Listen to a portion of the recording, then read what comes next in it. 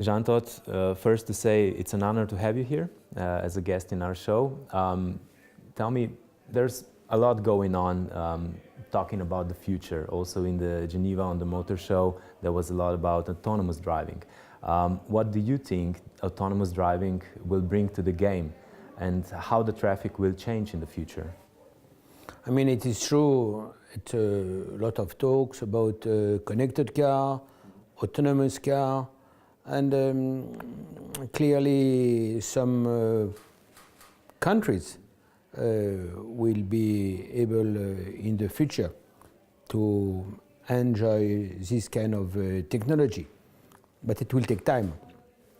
And you know, one of the worst pandemic of the society is road crashes. Every year 1.3 million people die on the roads around the world.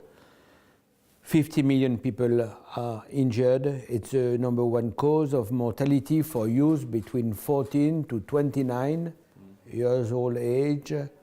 And most of the victims are from developing countries. So unfortunately, they are still not familiar with a safety belt, with one helmet. And the average of cars in those countries is between 20 to 50 years old. So can you imagine when and if they will have access to this kind of cars? So I think we must move step by step, and I think you have already some very potential electronic device which makes cars safer. For example, in Europe, you have a compulsory ESC, electronic stability control, which is a huge step. You know, after you had the airbag, you had the ABS, anti-braking system, and now you have a ESC. So we need to concentrate on that. And of course, if in a better word, if everybody will be able to have an autonomous car, as it is the case with air traffic.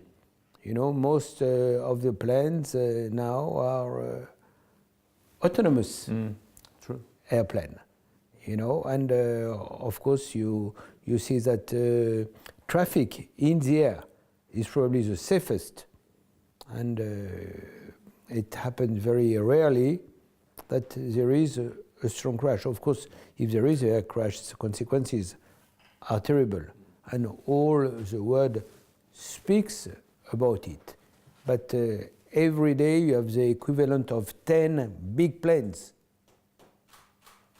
of people who are dying on the roads. As I was mentioning, 3,500 people are dying on the road. Incidentally, it had been a very good campaign which had been hosted by the FIA JCDecaux in Slovenia, which was 3,500 live campaign in 7 cities in Slovenia with very well-known ambassadors who were encouraging for simple things, you know, put the safety belt, put the helmet, respect the speed limit, don't drink and drive, don't text and drive. So simple things which will make life much safer on the roads. So it's still with the basic things. But if we go back to the future, you know, with autonomous driving, you as a person that has a great connection, being a co-driver in the rally,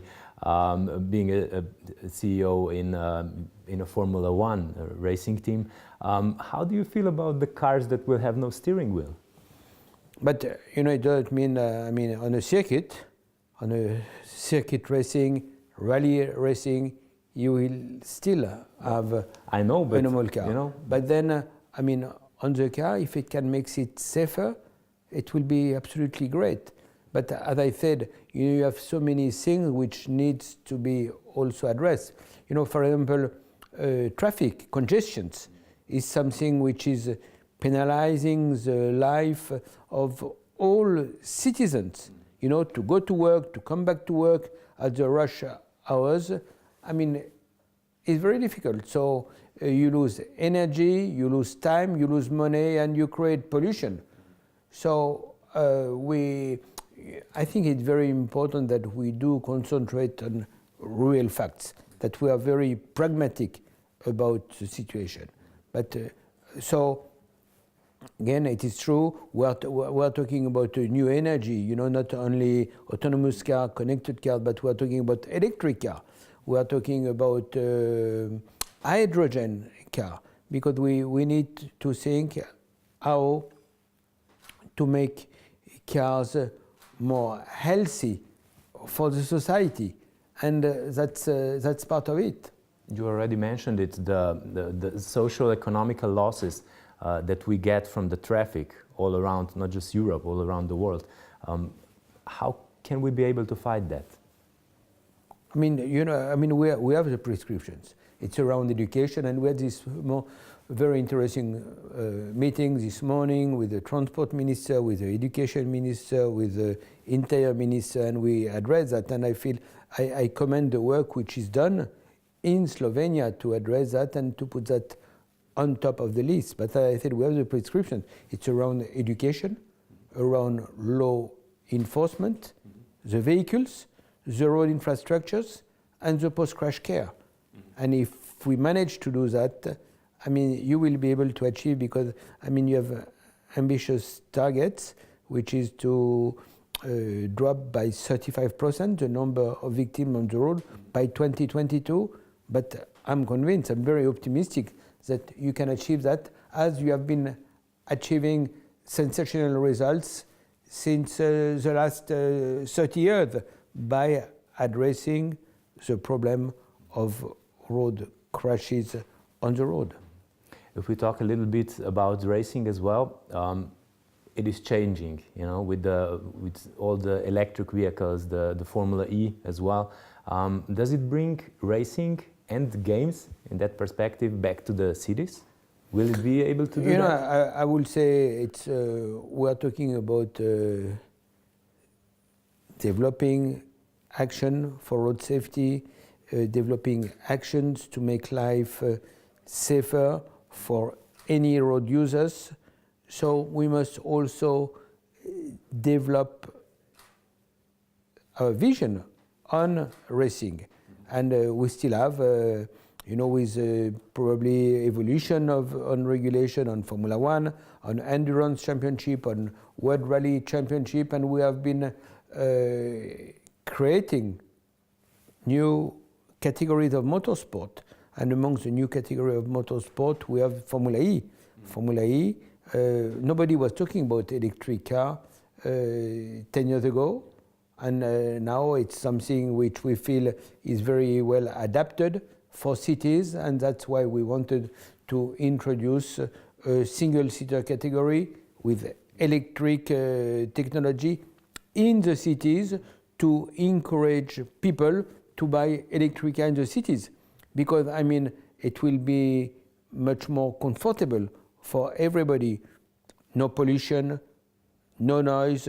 So for the environment, it will be much more friendly, and we need to promote that. And we have other categories we are promoting, like rallycross, like drifting, you know, and we are encouraging also karting with electric technology.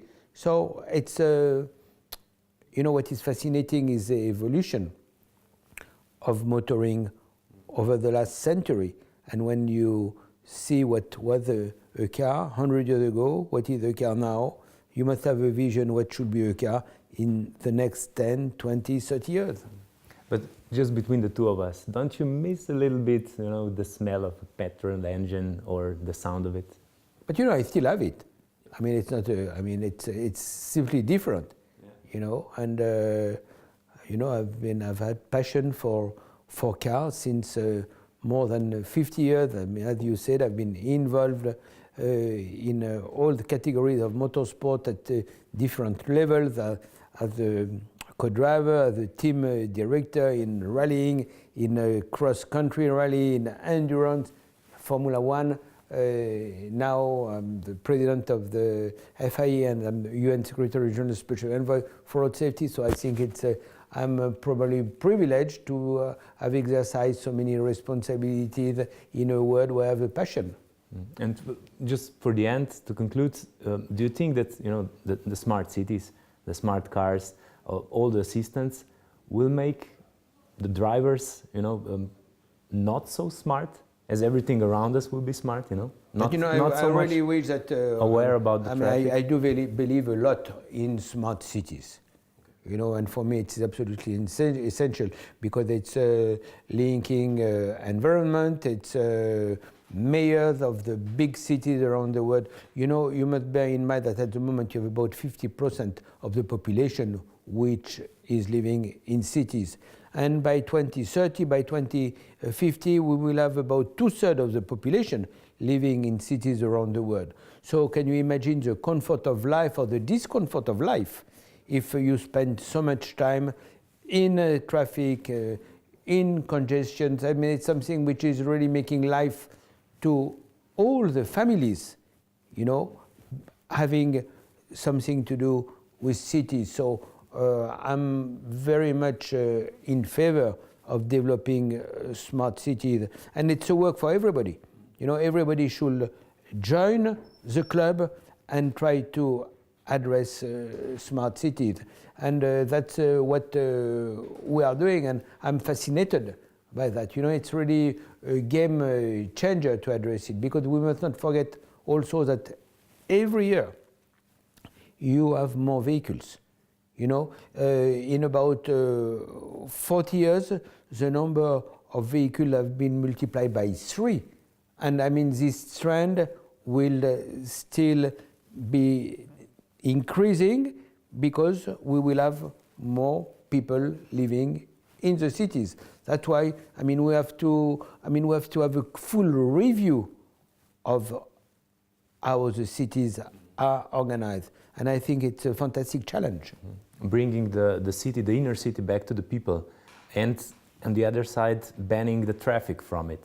I will not speak about banning, because it's negative, but making things more comfortable for all people who are involved with traffic in the cities. Jean-Claude, thank you very much for the talk. Thank you. Thank you.